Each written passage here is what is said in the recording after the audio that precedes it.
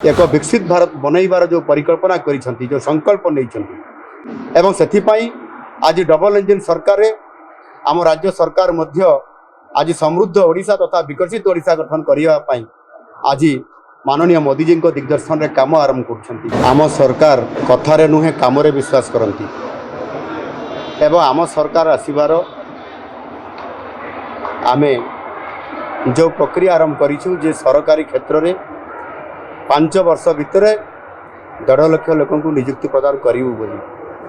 आउ से पथरे आज आम आरंभ करिछु। आज 7टी विभागर मोट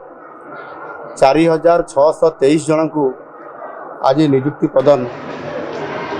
करागला एवं जदि आम देखा ताहले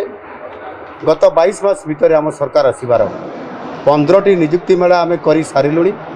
एवं से 44,082 जन को आम नियुक्ति प्रदान कर सारीचु। एणु निश्चित भाव आम नियुक्ति देवा एवं सरकारी नियुक्ति देवा एवं समान को रेगुलर नियुक्ति देवा यह को प्राधान्य देवा ये गोटे सरकार रो छोटिया कथा नुह। ए संपूर्ण भाव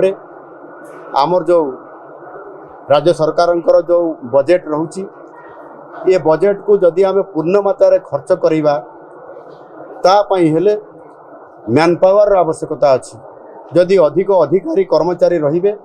ताले से विभाग रे जो बजेट दि जाऊँ गोटे वर्ष भितर यथासाध्य से खर्च कर शक्ति से पाइपर। निश्चित भाव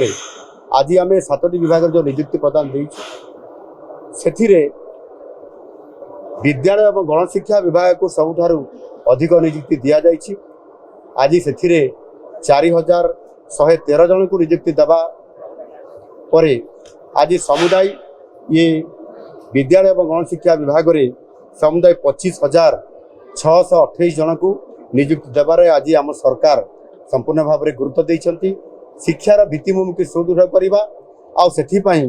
निश्चित भाव में भित्तिभूमि सहित मध्य शिक्षकर बहुत आवश्यकता अच्छी एवं ताकू आधार करी आज आम सरकार जो कथा देइछंती जे एणिकी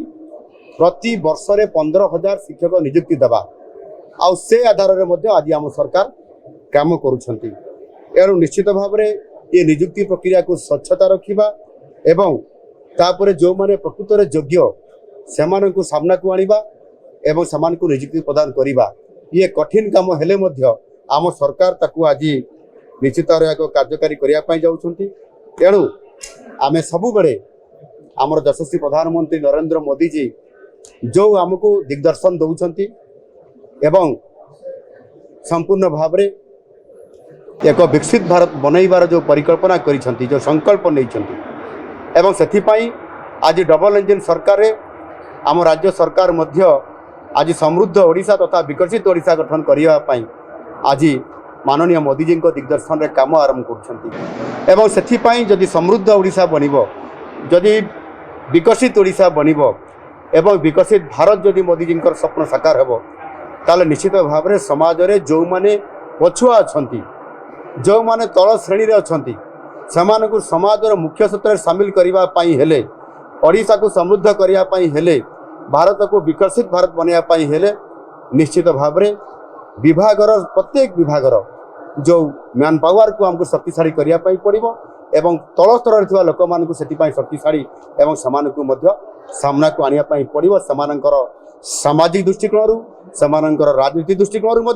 एवं समानकर अर्थनैतिक दृष्टिकोण आज आम सरकार ताहा करने जाऊँगी। एणु निश्चित भाव में एथिरे मु माननीय मोदी जी स्वप्न को साकार करने जाई आज आम सरकार आज निश्चित भाव में आम एक बड़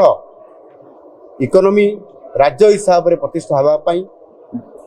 आमर जो विजन 2036 ताकू आधार करी आम जो आम मिशन मोड रे काम आरंभ करिछु ताहा ए नियुक्ति मेला माध्यम रे जो पिला मान को आज नियुक्ति दउछु आगामी दिन में समाने मैन पावर हिसाब से छिड़ा हेबे एवं समाजर जो 4टी वर्ग अछंती समाने होउचंती गरीब एवं महिला अन्नदाता एवं युववर्ग आज आम युववर्ग को ए सामिल करी को आज 4,623 जन को नियुक्ति भी देलु। ये निश्चित भाव में ये युववर्ग होउचंती आमर समृद्ध ओडिशा बनैबार से प्रकृत आगामी दिन में बिंधाणी हे तेणु से सामना को आनिबा स्वच्छतार सहित निर्वाचन प्रक्रिया रे काम को आगे नेबा ताहा द्वारा आगामी दिन में समृद्ध ओडिशा बना जाई परिबो। तेणु मु आशा करी निश्चित भाव में ये निजुक्ति मेला समृद्ध ओडिशा बनैबार सक्षम हो पारिबो। धन्यवाद।